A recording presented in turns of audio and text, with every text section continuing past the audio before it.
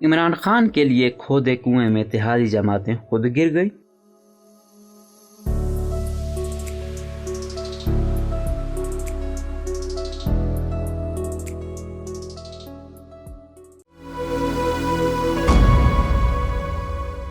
معروف صحافی اور تجزیہ کار امتیاز عالم نے کہا ہے کہ اپنی حکومت کی مدت پوری ہونے سے پہلے اقتدار سے نکالا جانا عمران خان کو راس آ گیا ہے۔ اب جتنا وقت گزرے گا عمران کی مقبولیت بڑھے گی اور حکومت اتحادی جماعتیں عوام سے دور ہوتی جائیں گی۔ یعنی عمران کے لیے جو کنواں کھودا گیا تھا اس میں لگتا ہے کہ حکومتی اتحادی جماعتیں بڑے ہی وثوق سے اوندے منہ جا گری ہیں، لہٰذا آگے دیکھیے ہوتا ہے کیا۔ اپنے تازہ سیاسی تجزیے میں امتیاز عالم کہتے ہیں کہ مشرف دور میں پیپلز پارٹی اور مسلم لیگ نواز کی جانب سے اسٹیبلشمنٹ کا سیاسی کردار محدود کرنے کی خاطر چارٹر آف ڈیموکریسی سائن کیے جانے کے بعد اسٹیبلشمنٹ کو عمران میں ایک چمکتا ہوا متبادل نظر آیا جو ان کا ایجنڈا لے کر آگے بڑھ سکے۔ پھر کیا تھا؟ عمران کے راستے کی تمام رکاوٹیں دور ہوتی چلی گئیں اور فوجی اسٹیبلشمنٹ کا دست شفقت اس کے سر پر آ گیا۔ دوسری جانب یہ ہوا کہ پاکستان کی ڈیموگرافی یعنی آبادی میں بھی نوجوانوں کی اکثریت ہو گئی اور وہ سوشل میڈیا پر چھاننا شروع ہو گئے۔ یوں پاکستانی معاشرے کی سب سے متحرک آبادی یعنی نوجوانوں کے ہیرو بن کر عمران خان نے ساری پرانی سیاسی قوتوں کو چیلنج کرنا شروع کر دیا اور وہ ڈونلڈ ٹرمپ طرز کی سیاست سے سیاسی منظر پر چھانا شروع ہو گئے۔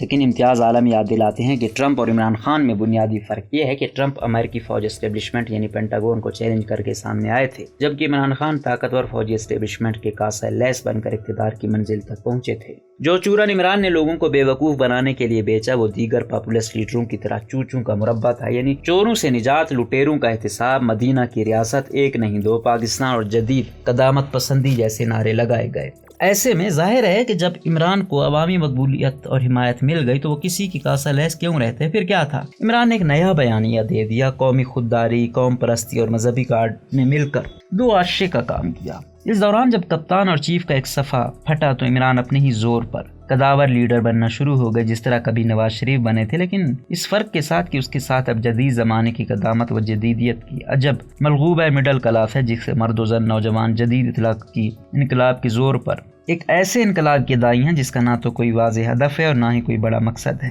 بقول امتیاز عالم عجب اتفاق ہے کہ اتحادیوں کی وفاقی حکومت غیر مقبول فیصلے کر رہی ہے اور آزاد منڈی اور عالمی مالیاتی اداروں کی اسیر ہے، جبکہ عمران خان خیبر پختونخوا کے بعد اب پنجاب میں احساس پروگرام کو بحال کر کے صحت کارڈ اور راشن کارڈ بحال کر کے مسیحی سیاست کرنے جا رہے ہیں۔ یوں جتنا وقت گزرے گا اتنا عمران خان کی مقبولیت بڑھے گی اور اتحادی جماعتیں عوام سے دور ہوتی جائیں گی۔ عمران خان کے لیے جو کنواں کھودا گیا اس میں لگتا ہے اتحادی جماعتیں بڑے ہی وثوق سے اوندے منہ جاگری ہیں۔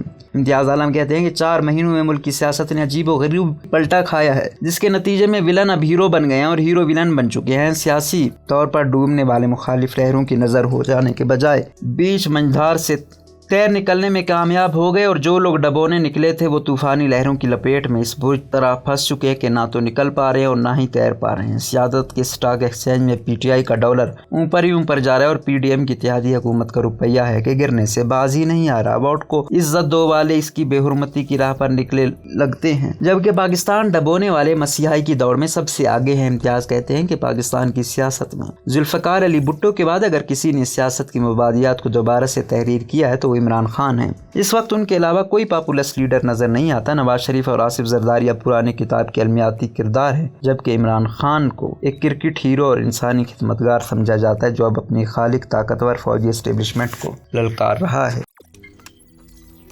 روزنامہ قدرت کی ویڈیو دیکھنے کے لیے ابھی یوٹیوب چینل پر سبسکرائب کریں اور بیل آئیکن پر بھی کلک کریں۔